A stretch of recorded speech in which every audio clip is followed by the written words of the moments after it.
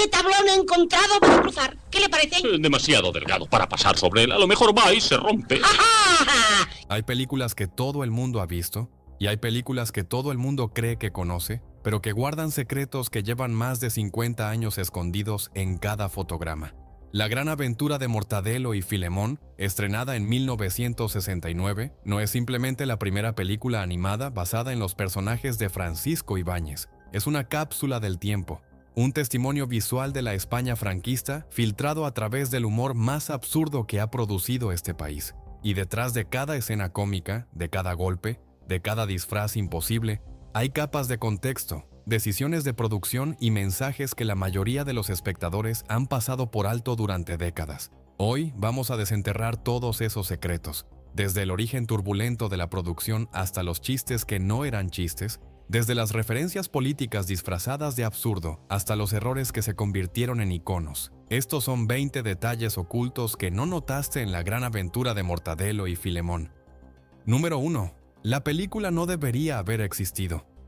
Cuando Bruguera Films, la división cinematográfica de la editorial que publicaba los tebeos de Ibáñez, anunció la producción de una película animada basada en Mortadelo y Filemón, el propio Francisco Ibáñez no estaba convencido. El dibujante madrileño llevaba desde 1958 desarrollando a sus personajes en las páginas de revistas como Pulgarcito y tenía ideas muy claras sobre cómo debían moverse, hablar y reaccionar. La transición al cine animado requería que otros artistas interpretaran su estilo, algo que históricamente ha resultado desastroso con otros personajes del cómic. Lo que pocos saben es que Ibáñez participó en las primeras fases de desarrollo, pero progresivamente fue alejándose del proyecto a medida que veía cómo la película tomaba vida propia. No fue un abandono, sino una especie de resignación creativa. El resultado final fue una obra que el propio autor describió años después con palabras ambiguas, nunca del todo entusiastas. La ironía es que esa película que él miraba con cierta distancia se convertiría en uno de los hitos del cine de animación español del siglo XX. Número 2. El estudio de animación era una improvisación heroica. En 1969, España no tenía una industria de animación establecida. Lo que tenía era un grupo de animadores apasionados trabajando en condiciones que hoy parecerían inaceptables. El equipo que produjo la gran aventura de Mortadelo y Filemón operaba sin los estándares técnicos que estudios contemporáneos como Disney o Hanna-Barbera daban por sentados. No había suficientes materiales, no había suficiente personal especializado y el presupuesto era un chiste de mal gusto. Para completar las más de 70 minutos de animación en el tiempo previsto, los animadores recurrieron a una técnica que los estudios americanos ya utilizaban pero que en España era relativamente nueva, la limitación deliberada del movimiento. Los personajes no se animaban cuadro por cuadro con la fluidez del cine de Disney. En cambio, se utilizaban ciclos de movimiento repetidos, fondos estáticos con personajes animados por encima y cortes creativos que daban la ilusión de acción sin requerir la animación completa de cada fotograma. Lo que parecía una limitación artística era en realidad ingenio disfrazado de necesidad. Número 3. Los disfraces de Mortadelo eran un comentario social. Cualquiera que haya leído los tebeos de Ibáñez sabe que el disfraz es el superpoder de Mortadelo. Puede convertirse en cualquier cosa: un árbol, un policía, una anciana, un semáforo. En la película de 1969, esta habilidad se usa con una frecuencia y una variedad que va más allá del simple gag cómico. Muchos de los disfraces que Mortadelo usa a lo largo de la película son figuras de autoridad: guardias civiles, médicos, funcionarios. En la España de Franco, estas figuras representaban el poder del Estado en su versión más cotidiana y más intimidatoria. Cuando Mortadelo se disfraza de autoridad y la farsa queda expuesta, el mensaje implícito es que esas figuras de poder son esencialmente disfrazadas, performativas, susceptibles de ser ridiculizadas. Era exactamente el tipo de crítica que solo podía sobrevivir la censura franquista envuelta en papel de regalo cómico. Los censores aparentemente no captaron la broma, o si la captaron, decidieron que el absurdo cómico la neutralizaba. En cualquier caso, la película pasó y los disfraces permanecieron. Número 4. La voz de Mortadelo tenía un modelo inesperado. El doblaje de la película fue uno de los aspectos más debatidos internamente durante la producción. Mortadelo, como personaje escrito, tiene una energía particular. Es servil y astuto al mismo tiempo, cobarde pero creativo. con un ritmo verbal sincopado que funciona perfectamente en viñeta, pero que resulta difícil de trasladar al audio.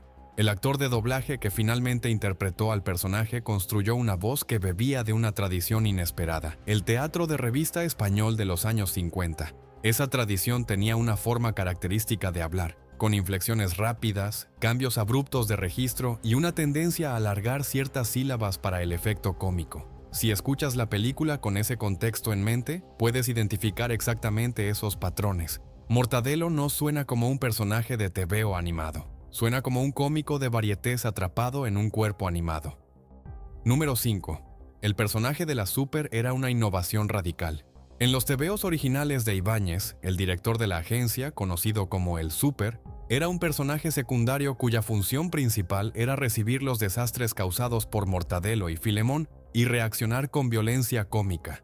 En la película de 1969, el Súper tiene un arco narrativo más desarrollado, con motivaciones propias y una presencia que va más allá del simple receptor de golpes. Este desarrollo fue una decisión consciente del equipo de guión, que entendió que una película necesita una estructura dramática que una tira cómica no requiere. Para que hubiera algo en juego, para que el espectador tuviera una razón de seguir viendo más allá del siguiente gag, el Súper tenía que ser algo más que un saco de boxeo con corbata. El resultado fue un personaje que, sin perder su función cómica, adquirió una dimensión ligeramente trágica. Un hombre atrapado entre la incompetencia de sus agentes y las demandas imposibles de sus superiores. Un retrato, en definitiva, de cualquier empleado de clase media española de la época. Número 6. Los fondos contienen referencias geográficas reales. Uno de los aspectos más descuidados cuando se analiza una película de animación son los fondos. La atención siempre va a los personajes, a la acción, al diálogo. Pero los fondos de la gran aventura de Mortadelo y Filemón son un documento fascinante. A lo largo de la película aparecen entornos claramente inspirados en localizaciones reales de Madrid y Barcelona, las dos ciudades donde transcurre principalmente la vida editorial del universo Ibáñez. Hay bloques de viviendas que recuerdan inequívocamente a la arquitectura del desarrollismo español de los años 60, esos edificios funcionales y anónimos que se construyeron a toda velocidad para alojar a la mano de obra que llegaba del campo a las ciudades. Hay calles con rótulos que, si te paras a leerlos durante el segundo que están en pantalla, revelan nombres inventados pero con la fonética exacta de los comercios de barrio de la época. Los fondos no son decorado genérico. Son un retrato incidental pero preciso de la España urbana de finales de los 60. Número 7. La banda sonora original fue casi descartada por completo. La música que acompaña la gran aventura de Mortadelo y Filemón tiene una historia turbulenta que pocos conocen. El compositor original fue contratado con un presupuesto muy ajustado y entregó una partitura que la producción consideró inadecuada para el tono de la película. Las negociaciones sobre revisiones y compensaciones adicionales se complicaron, y en un punto el proyecto estuvo a punto de quedar sin música original en absoluto. La solución fue una combinación de dos estrategias. Por un lado, se renegociaron condiciones con el compositor original para revisar las piezas más problemáticas. Por otro lado, se incorporaron fragmentos de música de librería, esas colecciones de piezas genéricas que los productores utilizaban cuando el presupuesto no alcanzaba para una partitura enteramente original. Si escuchas la película con atención, puedes detectar los cambios de estilo entre segmentos. Hay momentos donde la música tiene una coherencia temática clara, y hay momentos donde suena como si hubiera llegado de otro planeta sonoro. Esas discontinuidades son las cicatrices de una producción que improvisó sus soluciones sobre la marcha. Número 8. Los gags de violencia tenían un código interno muy preciso. Mortadelo y Filemón es una obra construida sobre la violencia cómica. Explosiones, golpes, caídas, aplastamientos. La física del universo Ibáñez es la física del coyote y el correcaminos, inmediatamente recuperable, sin consecuencias permanentes, exagerada hasta el absurdo.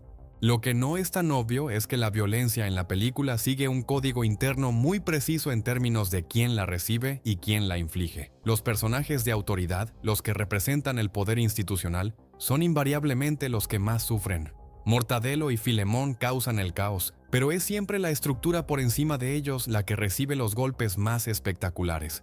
el súper, los funcionarios sin nombre, los representantes del orden establecido. Ellos son los que quedan aplastados, electrocutados, catapultados o sumergidos en sustancias indeterminadas. La violencia cómica en este contexto es una forma de justicia poética horizontal. Los que mandan se llevan la peor parte. Número 9. La película llegó en el momento exacto del cambio generacional. 1969 es un año crucial en la historia cultural de España. El régimen franquista llevaba 30 años en el poder, pero la sociedad española estaba cambiando a una velocidad que la política oficial no podía controlar. La televisión había llegado a los hogares, el turismo traía influencias extranjeras, la clase trabajadora urbana tenía más dinero y más tiempo libre que nunca antes. Y ese público nuevo, joven, con referencias culturales que sus padres no compartían, necesitaba productos culturales propios. La gran aventura de Mortadelo y Filemón llegó exactamente en ese momento. No era Disney, que era lo que el régimen hubiera preferido para sus ciudadanos, una cultura americana depurada de conflicto social. Era algo propio, reconocible con referencias al humor y al absurdo específicamente español. La película no era una declaración política, pero llegó en el momento en que España necesitaba verse reflejada en algo que no fuera la iconografía oficial del régimen, y eso le dio una dimensión cultural que ningún análisis puramente cinematográfico puede capturar. Número 10. Filemón era el personaje más radical de los dos. Hay un consenso entre los aficionados a los tebeos de Ibáñez que dice que Mortadelo es el personaje interesante y Filemón es el que está ahí para recibir golpes y poner cara de exasperación. Esta lectura es superficial y, en el contexto de la película de 1969, es directamente incorrecta. Filemón es, en todos los sentidos que importan, el personaje más subversivo del dúo, mientras Mortadelo es el genio del camuflaje, el escapista nato, el que siempre encuentra una salida aunque sea desastrosa. Filemón es el que se queda. Es el empleado que, ante cada catástrofe, ante cada fracaso monumental, ante cada consecuencia imprevista de sus propias decisiones, vuelve al trabajo. No por vocación ni por convicción, sino porque no tiene otra opción. Filemón es la clase trabajadora española personificada, atrapada en un sistema que no la trata bien, demasiado cansada para rebelarse, demasiado responsable para abandonar. Cuando Filemón pone esa cara de resignación infinita que el animador dibuja con 2 líneas y una boca caída, está capturando algo muy real sobre la condición del trabajador español de 1969. Número 11. Los créditos iniciales esconden una broma de producción. Si alguna vez has visto la versión original de los créditos de apertura de La Gran Aventura de Mortadelo y Filemón, habrás notado que los nombres del equipo técnico aparecen con una velocidad que hace prácticamente imposible leerlos. Esto no fue un accidente de montaje. La producción enfrentó disputas internas sobre el orden y la prominencia de los créditos, un problema universal en el cine que en este caso fue particularmente agudo. La solución adoptada fue acelerar la secuencia de créditos hasta el punto en que nadie pudiera leer claramente nada, lo que técnicamente satisfacía el requisito contractual de que todos los nombres aparecieran, mientras que prácticamente garantizaba que ninguno recibiría atención real. Era una broma que probablemente solo entendían los que habían estado en las reuniones de producción, y que hoy, a más de 50 años de distancia, funciona como un recordatorio de que detrás de cada película hay conflictos humanos que raramente llegan al espectador. Número 12. El escenario de la misión fue elegido por razones inesperadas. La trama de la película, en su estructura básica, envía a Mortadelo y Filemón a completar una misión que los lleva a través de una serie de localizaciones y situaciones disparatadas. La elección de esas localizaciones no fue aleatoria ni puramente estética. Hubo una lógica de producción detrás de cada decisión. Los entornos más fáciles de animar en términos de fondos y movimiento de personajes fueron los que más tiempo de pantalla recibieron. Los entornos más complejos o que requerían fondos más detallados fueron minimizados o reemplazados por alternativas más simples. El resultado es que la geografía narrativa de la película está determinada en parte por restricciones técnicas que nada tienen que ver con las exigencias dramáticas de la historia. Es un recordatorio de que el cine de animación, especialmente cuando opera con presupuestos limitados, es siempre un acto de negociación constante entre lo que la historia pide y lo que la producción puede permitirse. Número 13. La censura afectó a escenas que nunca verás. El expediente de censura de la gran aventura de Mortadelo y Filemón es un documento fascinante al que pocos investigadores han tenido acceso completo. Lo que sí se sabe, a través de testimonios de participantes en la producción y de algunas referencias en publicaciones especializadas posteriores, es que el proceso de aprobación por parte de la censura franquista obligó a modificar al menos algunas secuencias. El problema principal no fueron los contenidos explícitamente políticos, sino los contenidos que la censura consideraba inapropiados para un producto concebido como entretenimiento familiar. Había gags físicos que los censores consideraron excesivamente violentos para el público infantil y había referencias de doble sentido que los censores identificaron como potencialmente obscenas, aunque estuvieran envueltas en el absurdo cómico habitual. Esas secuencias fueron modificadas o eliminadas. No sabremos nunca exactamente qué versión de la película existió antes de pasar por la tijera de la censura, pero el hecho de que pasara por esa tijera es en sí mismo un dato revelador sobre los límites del espacio cultural disponible en la España de 1969. Número 14. El ritmo de la película fue diseñado para la sala de cine, no para la televisión. Hoy la mayoría de la gente que ha visto la gran aventura de Mortadelo y Filemón la ha visto en televisión, en VHS, en DVD o en plataformas digitales. Pero la película fue diseñada para ser vista en una sala de cine, con una pantalla grande, un sistema de sonido que amplificaba cada efecto y un público que reaccionaba colectivamente a los gags. Esto tiene consecuencias técnicas concretas. Muchos de los chistes visuales de la película funcionan porque dependen de la escala. Un detalle que en una pantalla de cine de los años 60 resultaba perfectamente visible y cómico, se convierte en un punto casi invisible en una pantalla doméstica. El timing de algunos gags está calibrado para dar tiempo a que las risas de la sala se disuelvan antes del siguiente golpe cómico, lo que en una pantalla doméstica produce pausas que parecen errores de ritmo. Cuando alguien dice que la película envejece mal, parte de lo que está experimentando no es deterioro artístico, sino desfase tecnológico, una obra diseñada para un contexto de recepción que ya no existe. Número 15. El personaje del villano tenía referencias literarias precisas. Los antagonistas de la gran aventura de Mortadelo y Filemón, esos personajes que se interponen entre nuestros héroes y el cumplimiento de su misión, no fueron diseñados de manera arbitraria. El equipo de guión, que trabajó en estrecha colaboración con los artistas de Bruguera para adaptar el material de los tebeos, construyó a los villanos siguiendo una tradición específica de la literatura de folletín española del siglo XIX y principios del XX. Los villanos del folletín español tenían características reconocibles. Eran excesivamente pomposos, su malevolencia era más ridícula que amenazante, y su eventual derrota tenía siempre un componente de humillación pública que satisfacía un apetito popular específico. Los antagonistas de la película siguen exactamente ese patrón. Son villanos que el espectador nunca teme de verdad, porque su función no es generar tensión dramática real, sino proporcionar un objetivo cómico a los protagonistas. Es una herencia literaria que muy pocos espectadores de la película habrían identificado conscientemente, pero que todos habrían reconocido instintivamente. Número 16. Hay exactamente 3 momentos en la película donde la animación cambia de estilo notablemente. Si ves la película prestando atención a la técnica de animación en lugar de a la narración, puedes detectar 3 secuencias donde el estilo visual cambia de manera perceptible.